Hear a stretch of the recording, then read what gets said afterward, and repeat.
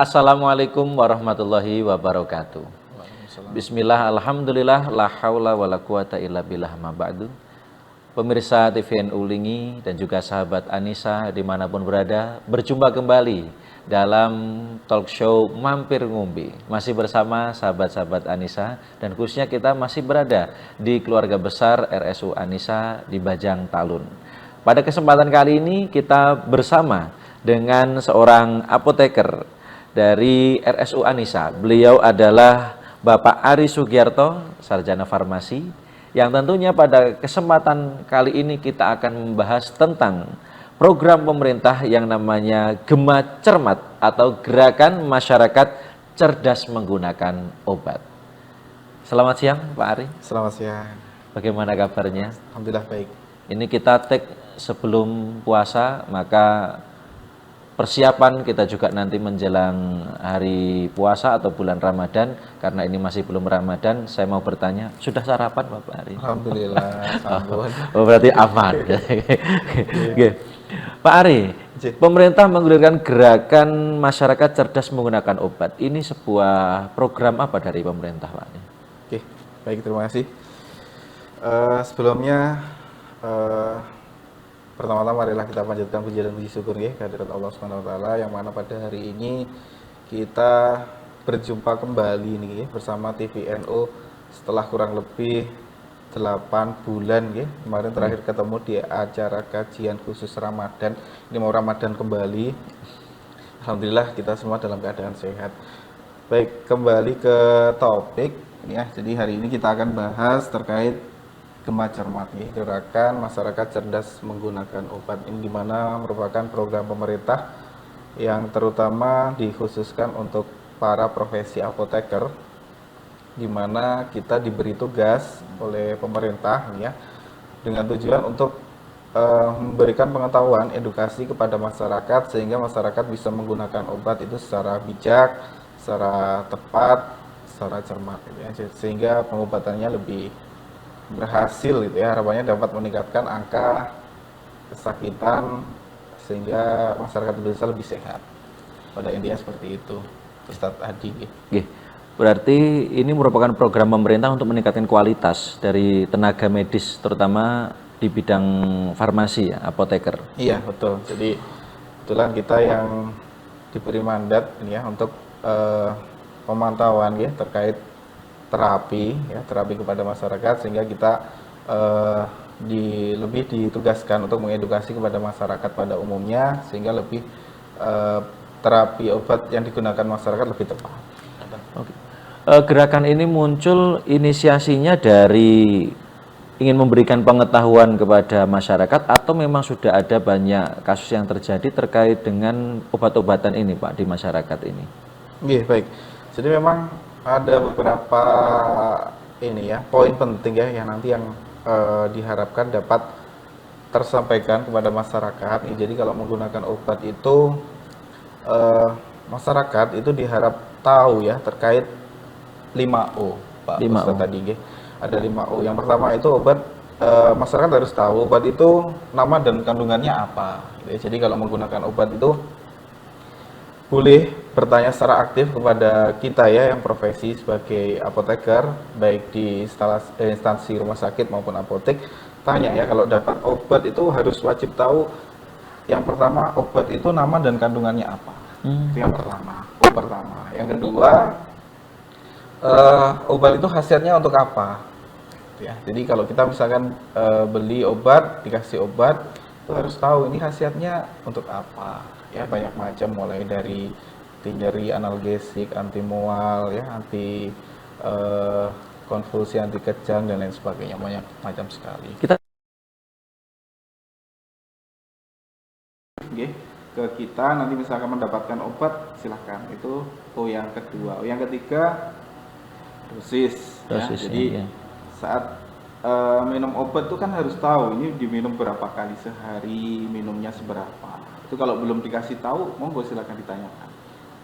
Ya, biar komunikasinya efektif. Selain kita mengedukasi, kalau nanti Bapak Ibu berobat ke Anissa, pasti kita jelaskan ya terkait 5O itu. ya, nama obat dan kandungan, khasiat dan dosis, kemudian cara penggunaan. Jadi obat-obat itu kan cara penggunaannya khusus ya, Ustaz tadi. Ada yang hanya diminum, ada yang cara penggunaannya itu tidak diminum tapi ditaruh di bawah lidah. Oh, Itu namanya sublingual. Gitu ya. Ada obat-obat yang cara penggunaannya dimasukkan ke anus. Gitu. Jadi istilahnya di anal gitu ya. betul ya, perektal. Itu namanya setidaknya namanya suppositoria. Saya pernah melihat ketika ada orang melahirkan, pasca melahirkan tuh Iya. ada anti nyeri kalau tidak salah itu. Betul, oke. Jadi biasanya diberikan dokter kami itu ada 2 ya, ada anti nyeri, selain itu juga bisa anti infeksi, itu juga ada yang dimasukkan melalui anus. Nah itu kan harus informasinya harus sampai kepada masyarakat, gitu ya. Bukan kalau kurang jelas harus tanya. Oh gitu nggih. Dulu pernah ada kasus itu Pak Adi, jadi di sejawat kami ya ada yang menjelaskan itu obat cara penggunaannya dimasukkan ke dubur gitu ya. Karena bukan orang Jawa ya, pakai bahasa Indonesia di dubur gitu. Jadi orang ngiranya itu dimasukkan bubur. Dimasukkan Akhirnya bubur. dimakan obat itu. Padahal cara penggunaannya itu dimasukkan ke anus, ke dubur. Nah, itu. Jadi hal-hal seperti itu yang kita harus hindari. Harapannya terapinya dapat. Gitu ya, makanya nanti kalau dapat obat boleh itu istilahnya apa ya? Dapingnya maksudnya tanya balik apakah benar ini digunakan di anus atau dubur. Kalau memang sudah benar boleh digunakan. Nah, terakhir efek samping Pak Adi itu juga boleh. Jadi kalau ke Anissa pasti kita jelaskan, Bu, mohon maaf ini efek sampingnya misalkan kalau kita ambil contoh obat TBC. Obat TBC itu efek sampingnya kalau minum obat TBC itu kencingnya merah Pak Adi. Kalau orang nggak tahu itu takut dikira darah. Darah, ya. Gitu. Jadi itu efek samping dari obat. Selain itu misalnya kalau minum obat diuretik ya, kasus hipertensi, ada udem, itu biasanya diresepkan diuretik.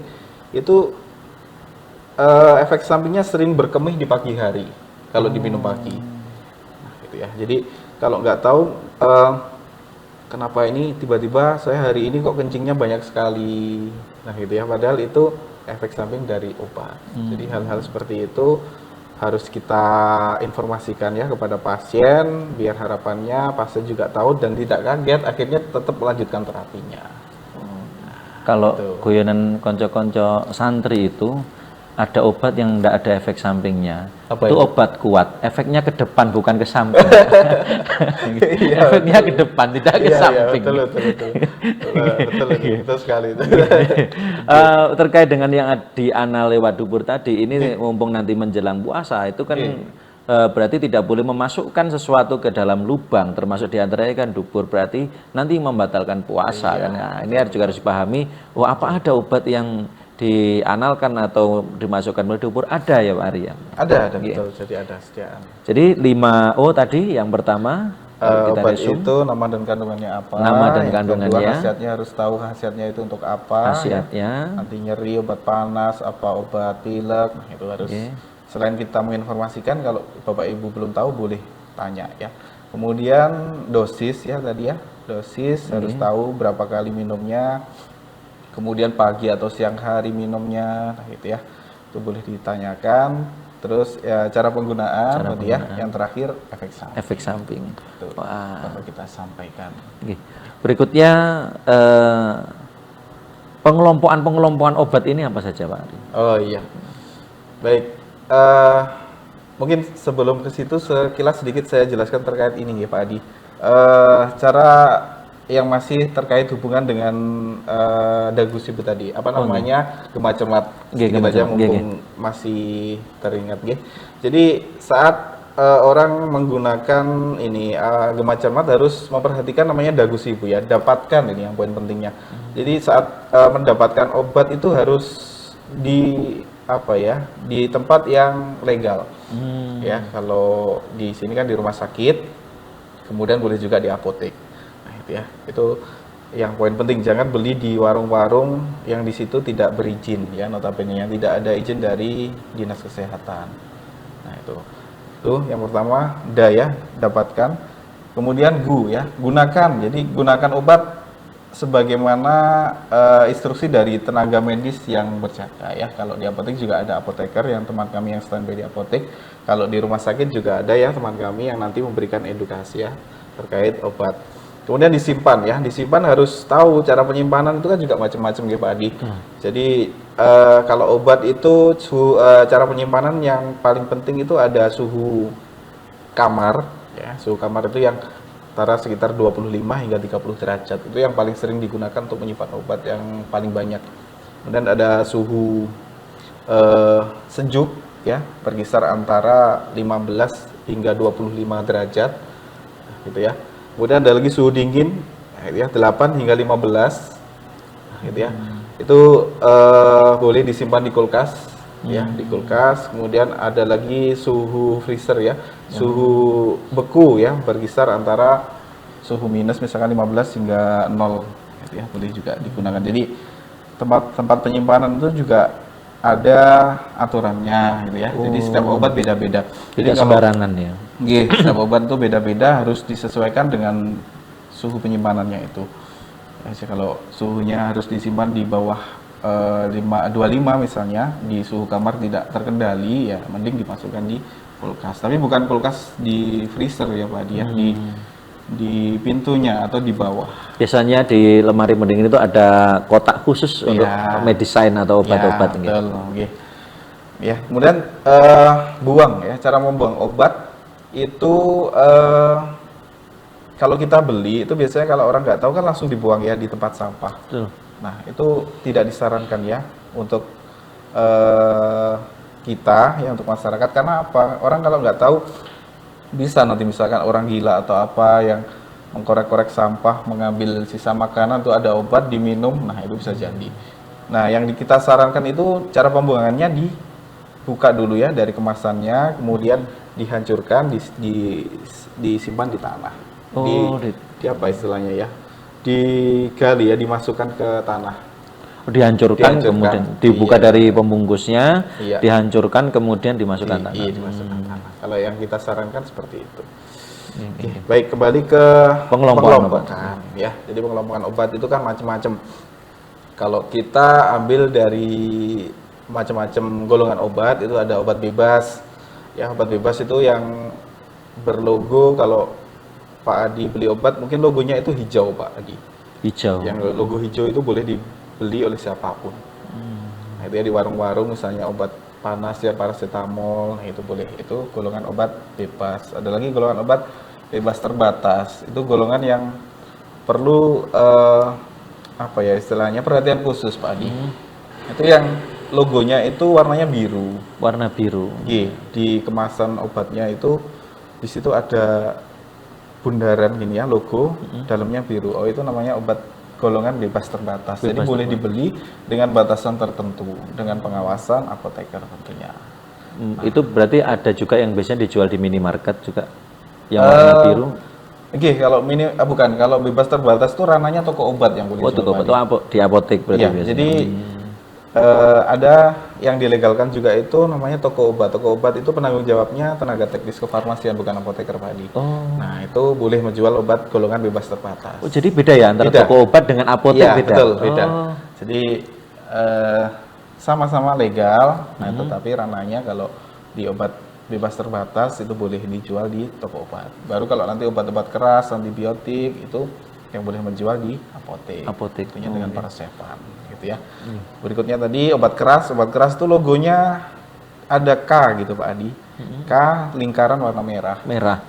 Nah, itu obat-obat golongan obat keras ya. Di antaranya di situ ada obat antibiotik, anti nyeri gitu ya, dan obat saraf dan lain sebagainya. Itu boleh dibeli dengan resep dokter. Ada juga ada namanya OWA, obat wajib apotik. Nah, itu ya, itu boleh diberikan tanpa resep tetapi atas instruksi dari apoteker di apotek. Oh gitu. Wah, ini ada beda dengan toko obat dengan apoteker. Kemudian ada pengelompokan obat. Nah, ini kita harus wajib tahu. Betul. Jangan sampai kita mungkin mendapat obat dari teman, kemudian diminum cocok, akhirnya keterusan. Nah, ternyata itu obat keras. Iya, betul. Ini alhamdulillah ada pertanyaan Pak Ari dari sahabat Anissa yang masuk di Instagram juga. Ya. Yang pertama, mitos atau fakta kah Pak Ari bahwa sering mengkonsumsi obat ini mengganggu pendengaran kita? Oh, baik. Begini, jadi ada beberapa obat ya yang memang efek sampingnya itu bisa mengarah ke pendengaran, Pak. Jadi misalkan orang minum overdosis, ya jelas nanti mengarahnya ke sistem saraf kita, salah satunya ke pendengaran ya. Jadi orang ini sekaligus menyinggung ke apa ya istilahnya kasus-kasus yang terjadi di masyarakat, Pak Dia.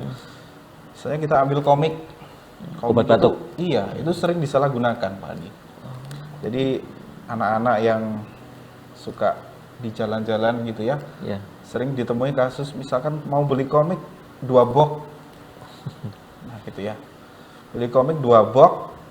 Nah, itu kalau anak-anak itu kan nggak tahu ya, mikirnya gimana, itu tidak sesuai dosis minumnya. Kalau misalkan sehari 3 kali 1 saset itu minumnya bisa jadi 1 box 2 box diminum sekalian. Ya, jadinya kan yang diambil efek overdosis ya itu ya. Ya. Kalau sudah overdosis itu kan sudah antara hidup dan mati ya itu ya. Penyalahgunaan berarti itu. Penyalahgunaan obat. Itu efeknya nanti kan itu tadi salah satunya nanti biasanya ke organ saraf kita. Biasanya ke telinga ya. Telinga bisa tidak berfungsi dengan normal, ke mata. Ya, dari mata biasanya juga entah juling, entah apa, entah pastinya berefek ke tubuh kita ini. Ya. Jadi kalau obat digunakan secara benar ya tidak berefek ke sistem saraf, tapi kalau digunakan misalnya penyalahgunaan seperti itu ya bisa jadi. Benar, saya pernah mendengar kasus ketika itu kalau tidak salah di Kalimantan, nanti mohon saya dikoreksi oleh pemirsa juga, itu anak-anak yang overdosis diketahui ditemukan berapa box obat batuk itu tadi, merek tertentu itu tadi, ternyata digunakan untuk istilahnya membahagiakan diri dalam tanda kutip. Bahkan yang lebih terkini juga itu, mohon maaf Pak Ari, mereka membeli pembalut. Iya. Pembalut itu kemudian direbus.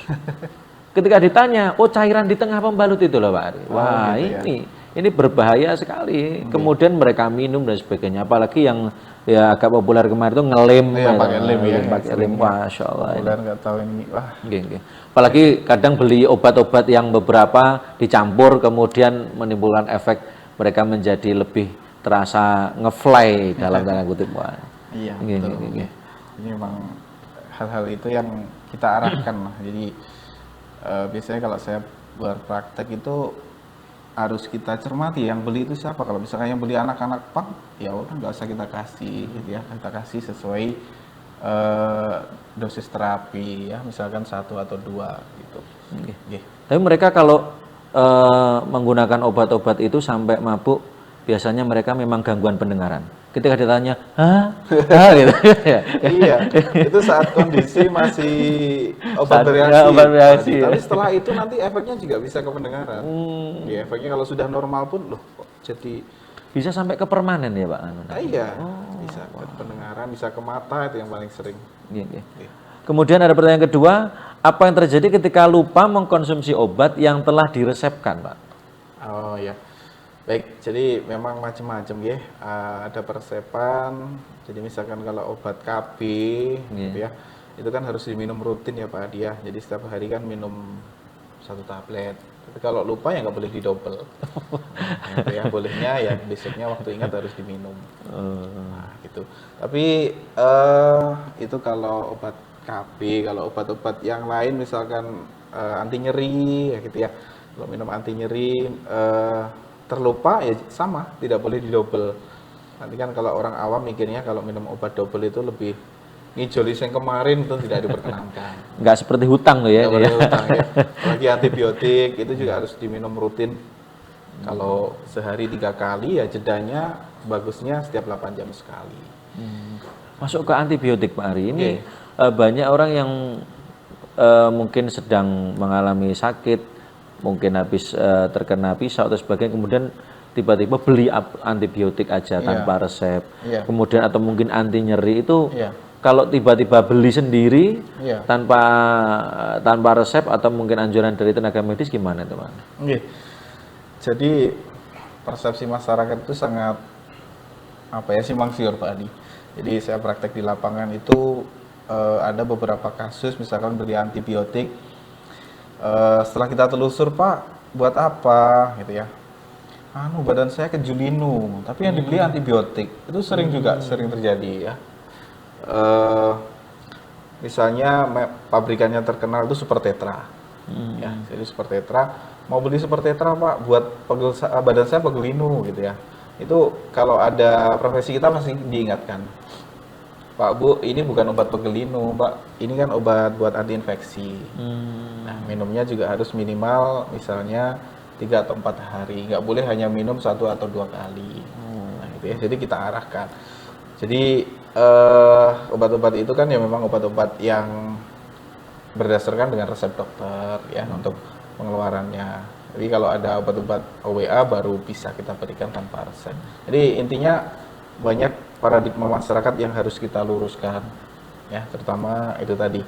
Soalnya dikasih tahu tetangganya misalnya saya minum ini sembuh gitu ya, ternyata yang diminum tidak sesuai dengan indikasinya, tidak tepat obat. Nah, itu memang sering terjadi. Terkait dengan dosis, Pak, anti nyeri itu, ketika kita sudah terbiasa dengan dosis yang katakan 500 mungkin ya, Iya. kemudian ketika kita pakai yang turun di bawah itu ternyata nggak ngefek, apakah memang dosis itu bisa naik terus? Oke, Jack. Baik, jadi dosis itu macam-macam ya Pak Adi, untuk obat anti nyeri itu dosisnya juga beragam. Jadi bukan berarti kalau 500 itu dosis tinggi. Oh. Ya, jadi kalau kita bicara misalnya merek ini ya, obat generik Meloxicam gitu ya, itu yang dosis tinggi 15 mg. Sedianya ada 2, ada 7,5 dengan 15. Kalau kondisi nyeri ringan bisa pakai yang 7,5. Tapi kalau kondisi berat bisa pakai 15 mg. Nah, itu 15 mg itu sudah dosis tinggi. Bukan nggak harus 500 mg. Nah, gitu. Misalkan obat lain, misalkan kalau yang 500 itu yang paling populer kan paracetamol. Jadi memang benar kalau orang terbiasa pakai dosis yang misalnya paracetamol 500 mg, itu nanti dia biasanya dia standarnya minimal pakai dosis itu. Tapi kalau pakai dosis di bawahnya dia sudah tidak istilahnya tidak terasa. Ya, ada dosis yang ditingkatkan lagi. Antibiotik juga gitu, misalkan sudah pakai antibiotik golongan yang paling rendah, misalnya amoxicillin gitu ya. Golongan ini ampicillin, amoxicillin itu yang golongan yang paling rendah. Nah, itu kalau sudah cukup pakai itu disarankan pakai itu dulu gitu. Jadi kalau memang sudah tidak mempan pakai itu, biasanya dokter juga mempertimbangkan lain untuk persepan yang minimal yang terakhir golongan dipakai atau ditingkatkan yang lebih efektif lagi, berjenjang. Iya. Yang sulit itu obat nyeri hati, Pak. Itu agak sulit. Itu Ustaz tadi kayaknya paham ini ya dengan sholawat itu. Berikutnya ada pertanyaan dari sahabat Anissa juga, bagaimana mengetahui obat yang sensitif terhadap lambung, Pak? Oke, baik. Nih, jadi obat itu kembali ya ke efek samping obat tadi ya Pak Adi. Jadi efek samping obat itu macam-macam. Kalau yang ditanyakan tadi yang mengarah ke lambung itu biasanya obat-obat anti nyeri. Anti nyeri ya? Jadi kalau kita bicara anti nyeri, golongannya banyak macam. Nah itu kalau kita minum itu biasanya bisa ya berefek meningkatkan sekresi atau pengeluaran asam lambung.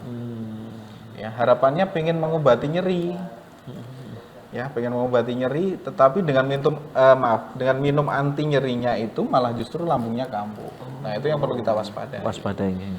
Ya, jadi biasanya teman-teman sejawat kami itu juga menanyakan ya. Jadi, Bu, apa ada gangguan lambung? Nah, itu nanti kita pilihkan anti nyeri yang aman buat lambung, gitu ya. Tapi kalau asal beli hanya kata teman, pakai ini, pakai itu, nah itu resikonya seperti itu ya, tidak konsultasi dengan tenaga farmasi ya. Kalau di apotek itu belum tentu jadi sembuh, malah jadi nyeri lambung, bisa jadi seperti itu. Biasanya kita tuh dapat rekomendasi dari teman obat setelan gitu, Pak. Gimana Pak Ari kalau obat setelan? Jadi obat setelan itu kan sebenarnya kombinasi Pak Adi. Jadi kombinasi dari misalnya 3 macam obat yang dikombinasikan jadi 1. Gitu ya. Tetapi yang sering disalahgunakan oleh masyarakat itu yang setelan-setelan yang beli di warung-warung gitu ya Pak Dia.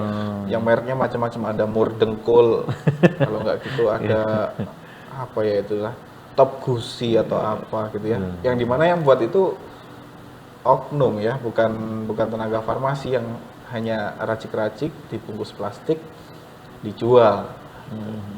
Jadi yang beli pun hanya perkataan orang tadi, saya minum ini sembuh, minum ini sembuh. Nah itu tadi kembali misalkan kombinasi dari setelannya itu misalnya seperti yang saya ketahui itu di double Pak Adi. Jadi anti nyeri itu seharusnya cukup 1, itu dikasih 2. Oh. Biasanya ditambah anti radang. Gitu ya. Selain itu biasanya lagi baru ditambah obat apa istilahnya vitaminnya gitu ya. Jadi intinya bisa memang cepat sembuh karena seperti dibom itu sakitnya. Nah, gitu ya. Jadi terapinya itu sembuhnya karena dibom itu dan biasanya berefek ke sakit yang lain, terutama yang tadi sakit mah tadi ya. Itu nanti akan meningkatkan sekresi asam lambung. Kalau terkait dengan obat alternatif, Pak, biasanya apakah pernah terjadi kasus-kasus terkait dengan obat alternatif ini? Betul Pak Adi. Jadi beberapa bulan yang lalu saya menemui kasus Pak Adi. Jadi ada orang sakit TBC, itu sudah didiagnosis tegak ya, hasil pemeriksaan labnya sudah positif, sudah dapat terapi gitu ya dari pemerintah itu ada ya. Jadi jangan khawatir, mungkin ada saudara masyarakat yang didiagnosa sakit TB itu ada program dari pemerintah itu gratis Pak Adi. Pengobatannya itu selama 6 bulan, dapat paketan obat 5-6 bulan gitu ya. Itu tidak dikenai biaya. Nah, yang saya temui itu jadi setelah dapat persepan ya 1-2 kali, kemudian pulang itu sampai rumah nggak tahu, kayaknya dikasih tahu tetangga lagi dia itu berobat ke pengobatan alternatif dan dia apa istilahnya, dia itu sudah bilang ya ke pihak kami di tim TB di rumah sakit untuk menghentikan pengobatan karena beralih ke pengobatan alternatif entah dukun atau apa ya itu ya. Yang intinya biasanya pengobatan alternatif itu tidak boleh dicampur dengan pengobatan kimia biasanya. Harus pilih Bu. Biasanya seperti itu. Saya sering menemui kasus seperti itu. Buat pasien sakit diabetes itu tidak boleh minum obat kimia. Harus pakai obat yang racikan dari dukunnya itu. Nah, setelah dicek ya pasti ya tidak sembuh, malah gulanya tinggi. Nah itu yang perlu kita luruskan. Jadi jangan takut minum obat. Jadi obat itu kan sudah diteliti sedemikian rupa sehingga aman ya. Penelitiannya itu kalau kita cermati itu sangat berjenjang Pak Adi. Jadi kalau zaman kita kuliah dulu itu ada istilahnya uji praklinis. Jadi obat sebelum diujikan ke manusia itu diujikan ke mencit Pak Adi. Tahu mencit Pak Adi ya? Tikus yang kecil warna putih itu ya. Nah, itu tikus laboratorium. Iya, itu kita sering dulu ya menyuntik obat ke mencit itu. Nah, nanti kalau mencit sudah aman biasanya meningkat ke kelinci. Ya, jadi dia ambil obat-obat yang mamalia ya, yang organnya hampir sama dengan manusia. Lah, gitu ya. Kalau lolos uji itu masuk ke uji namanya pabrik itu diuji CDOB ya, CPOB, cara pembuatan obat yang baik. Wah, itu pengujiannya sangat ribet sekali ya. Pabrik harus dapat sertifikat CPOB itu sangat sulit sekali. Ya, harus memenuhi kriteria banyak macam sekali. Nah, kalau setelah itu baru diuji lagi nanti ya, disidangkan dengan profesor-profesor. Setelah itu kalau sudah boleh baru ke uji klinis. Uji klinis itu pun ada 3. Ya, mulai dari diujikan ke yang tahap 1, fase pertama itu diujikan ke manusia yang sakit tetapi dalam jumlah kecil. Gitu ya. Kemudian diujikan lagi ke manusia yang kondisinya sehat. Nah, terakhir yang tahap 3 itu diujikan kepada manusia sakit yang jumlahnya banyak. Jadi di situ harapannya bisa mengetahui efektivitas obat itu sampai mana. Nah, baru kalau setelah itu sudah aman lagi, baru nanti berjenjang naik ke ini ya, diteliti lagi ke baru penerbitan NIE. Nah, itu baru terdaftar di BPOM. Prosesnya seperti Oh itu. iya, panjang sekali. Jadi jangan takut, intinya minum obat, karena obat itu sudah diteliti sedemikian rupa sehingga aman untuk Kalau dikonsumsi. dari tadi prosesnya kayaknya yang diujikan ke manusia yang sehat normal ada ya tadi ya? Iya, yang normal, yang sakit, dan yang sakit dalam jumlah Oh itu banyak. pekerjaannya Ebel Cobra dulu ini ya, Ebel Gitu ya, komika ya. Makanya ya, karena terlalu banyak menerima jadi uji coba. gitu ya. Oke. Oke. Ya, Pak Arif, ini tadi juga ada yang masuk. Apa saja yang perlu diperhatikan dalam penggunaan obat? Tadi sudah disinggung ya, diantaranya dapatkan, gunakan, simpan. Iya. Gini, wow. Bagus Ibu ya, Bagus jargonnya itu, kalau ya. di farmasi, dapatkan, gunakan, simpan, buang secara bijak. Gitu. Kemudian untuk minum obat, Pak. Minum obat itu sebenarnya yang baik dengan air putih, Oh iya. air putih hangat, suhu hangat, ataukah biasanya ada yang minum dengan teh, atau malah ada yang minum dengan kopi, itu gimana? Oke, baik. Ari? Nih ya, jadi kalau media yang digunakan untuk minum, nah itu yang paling kita sarankan sih air putih, Pak. Air putih. Boleh dengan hangat. Kalau hangat itu intinya nanti akan mempercepat absorpsi ya, penyerapan di organ pencernaan kita. Kalau hangat kan otomatis lebih cepat terserap. Terserah betul. Nah, itu boleh. Tapi kalau misalkan pakai teh, nah teh itu tidak boleh diminum untuk orang-orang yang punya riwayat sakit lambung. Sama kopi juga gitu. Kalau kopi itu justru ini Pak Adi. Kalau orang tidak punya riwayat sakit lambung, kopi itu kafein itu dapat meningkatkan efek dari anti nyeri. Efek anti nyeri. Jadi misalkan minum paracetamol dengan kafein, nah itu malah justru meningkatkan efeknya. Gitu. Tetapi masalahnya dosisnya itu belum terukur, teruji. Nah itu yang tidak diperbolehkan itu sebenarnya di situ. Nanti ini dengan minum 1 gelas aman nggak? Itu belum teruji. Nah, makanya disarankan kita pakai air putih aja yang aman. Oh, kopi itu ada efek anti nyerinya ya? Iya, kafein Pak. Kafein, Kafein itu kalau diminum dengan anti nyeri itu dapat meningkatkan efek khasiat obatnya. Oh, pantesan banyak laki-laki yang ngopi itu karena mungkin nyeri di rumah. Iya, betul. Apalagi akhir bulan nyeri sekali di rumah ini. Oke. Kalau dengan susu itu ini Pak Adi, ada beberapa antibiotik yang dia itu tidak diperkenankan minum dengan susu ya, karena mengurangi efek. Mengurangi Ya, efeknya. jadi disarankan kalau minum antibiotik ya jangan pakai susu.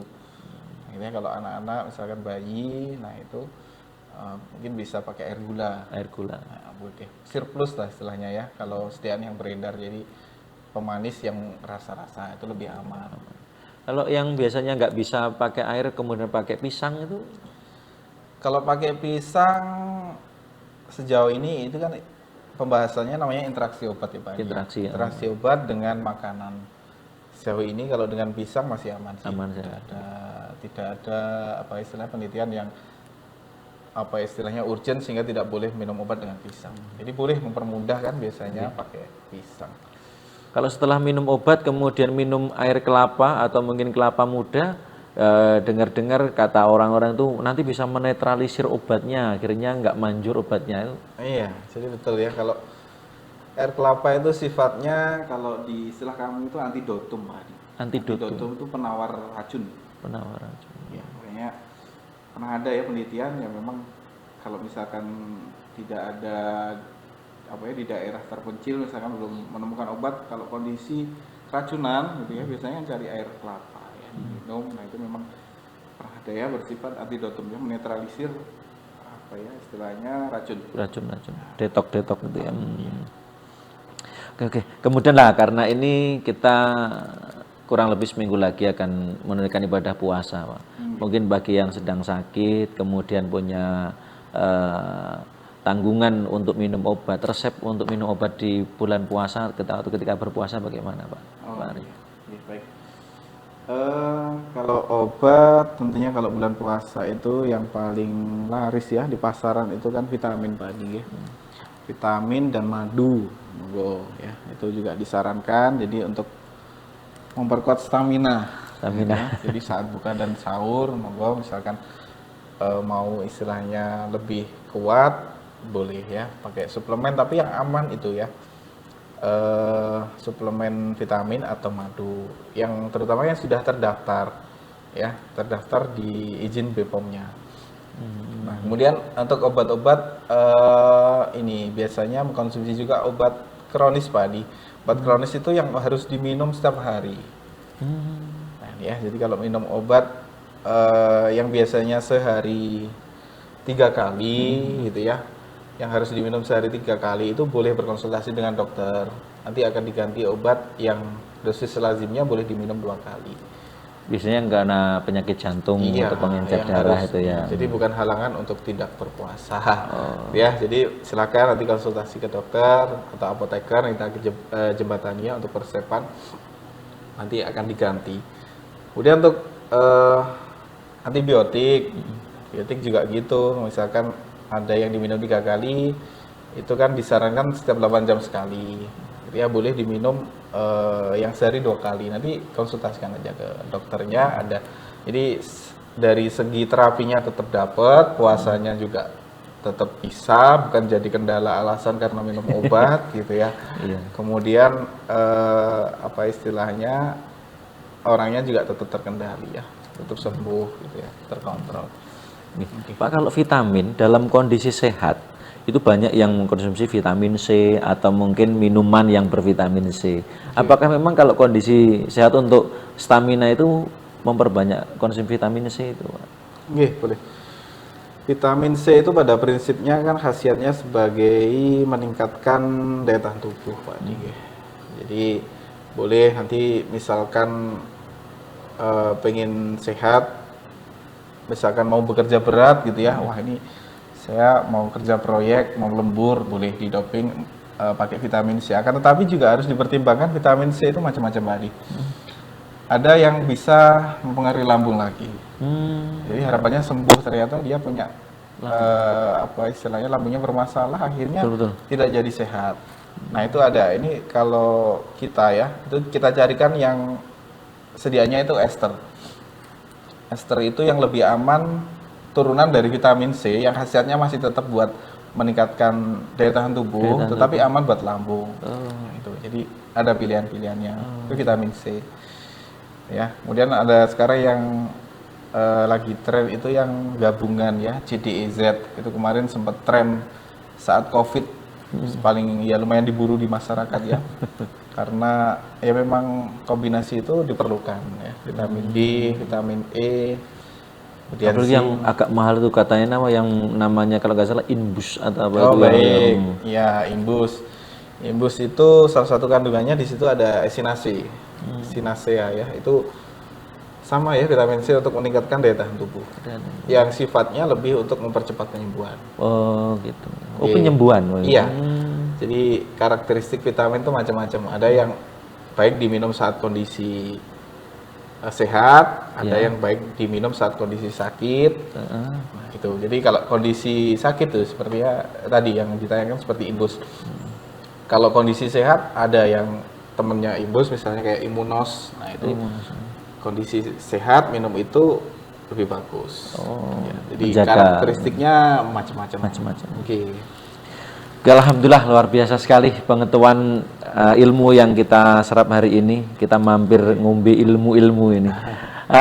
Terkait dengan profesi apoteker, Pak Ari. Ini saya ada pertanyaan yang selama ini ada dalam benak saya itu terkait membaca tulisan dokter ini. Ini satu keahlian seorang apoteker itu kok luar biasa. Ini huruf apa? Ini sandi apa? Itu namanya apa sih Pak Ari itu? Jadi memang ada ya di apa ya istilahnya, di waktu kita kuliah Pak, ada seni ini ya, menulis resep ya, itu memang pakai bahasa Latin yang bisa dipahami antara apoteker dengan dokter. Itu yang pertama, yang nggak bisa dibaca oleh masyarakat umum ya. Itu yang pertama. Yang kedua itu memang tulisannya itu perlu pemahaman Pak Adi. Iya, terutama dokter yang apa ya istilahnya ya, jiwa seninya tinggi. Iya. Nah itu kadang kalau menuliskan resep ya memang kita harus terbiasa dulu. Saya juga sering WA dokter-dokter kami yang di Anissa ini, dokter ngapunten ini karena masih baru ya, belum terbiasa dengan apa ya tulisannya. Apa jadi saya pertama 1-2 kali pernah WA dokter, setelah itu ya sudah terbiasa kalau tulisan seperti ini ya itu obatnya ya ini gitu. Jadi memang yang nggak bisa dipahami di masyarakat umum ya karena itu pakai bahasa Latin, pakai bahasa resep yang dimana itu hanya dipahami oleh kita yang di farmasi maupun di dokter gitu ya. Kemudian mungkin sedikit sekilas terkait pengobatan ya Pak Adi ya. Pak Adi pasien gitu ya, jangan ragu ya kalau berobat ke Anissa ya. Jadi terutama untuk obat karena kami itu yang pertama itu kita menggunakan obat-obat yang asli Pak Adi ya. Kita tidak mengambil dari distributor maupun pabrikan yang ilegal. Kita semua pakai legal yang berizin. Itu jadi kita jamin 100% obat yang kita gunakan itu obat asli. Kemudian yang kedua pengobatan di Anissa itu terpantau oleh apoteker. Ya, jadi persepan misalkan yang ada ya di luar dosis itu selalu kita koordinasikan dengan dokternya, gitu ya. Jadi harapannya aman digunakan oleh pasien, gitu ya. Dan kemudian selain itu kita juga orientasi pengobatan di Anissa itu berorientasi kepada pasien. Ya, jadi kita selalu melihat kondisi pasien. Jadi kalau kita mengacu ke peraturan perundang-undangan, itu ada beberapa obat yang mungkin tidak diperkenankan digunakan untuk orang itu, gitu ya. Tetapi kalau kita pertimbangannya lain karena kondisi klinisnya pasien itu dilihat oleh dokter penanggung jawabnya memang memerlukan obat itu, meskipun itu seharusnya tidak diberikan, kita berikan karena orientasinya kepada pasien. Gitu ya. Itu mungkin kelebihan kami ya di Anissa. Mungkin jadi gambaran lah buat teman-teman. Gitu. Terima kasih. Ternyata seorang apoteker juga ahli tafsir ya. Tafsir tulisannya para dokter. Iya, betul. Harus menafsirkan. Terima kasih kali Pak Ari. Sebelum kita akhir mungkin ada pesan-pesan khusus untuk pemirsa TVNU Ulingi dan juga sahabat Anissa terkait dengan penggunaan obat. Baik, terima kasih. Untuk penggunaan obat, upayakan masyarakat lebih aktif ya, terutama 5O tadi ya. Kalau ambil obat harus tahu ya nama dan kandungan, kemudian khasiat, dosis, cara penggunaan, kemudian efek samping obat. Itu yang harus masyarakat tahu ya. Misalkan tidak dikasih tahu sama petugasnya, boleh bertanya. Itu haknya pasien ya. Kemudian juga pesan saya, terapkan dagu sibu ya, dapatkan obat secara tepat di tempat-tempat yang legal, gunakan secara bijak ya, boleh komunikasi aktif lagi, simpan di tempat sesuai anjuran ya. Kalau tidak tahu boleh tanya kepada kami ya di farmasi, kemudian dibuang di yang kita sarankan gitu ya, digerus kemudian dimasukkan ke tanah. Baik itu. Mungkin cukup lagi. Terima kasih Pak Ari. Siap. Nanti ditunggu program berikutnya terkait dengan obat-obatan ini. Siap. Terima kasih seluruh pemirsa TVNU Ulingi dimanapun berada dan juga sahabat Anissa. Perbincangan kita terkait obat-obatan, dan jangan lupa nanti kita selama di bulan Ramadan akan ada talk show setiap menjelang berbuka puasa dengan banyak sekali pemateri, dan juga kita ada Q&A bersama dengan tenaga ahli medis di RSU Anissa. Silakan kirimkan pertanyaan ke nomor admin TVNU, nanti di bawah sini ada, ataupun juga nanti di kolom komentar akan kita bahas dan juga kita layangkan videonya setiap hari nanti di bulan puasa. Terima kasih untuk seluruhnya. Pesan kami yang terakhir, obat saja yang pahit menyembuhkan, kamu yang manis jangan sampai menyakitkan. Wallahul muwaffiq ila aqwamit thoriq. Assalamualaikum warahmatullahi wabarakatuh.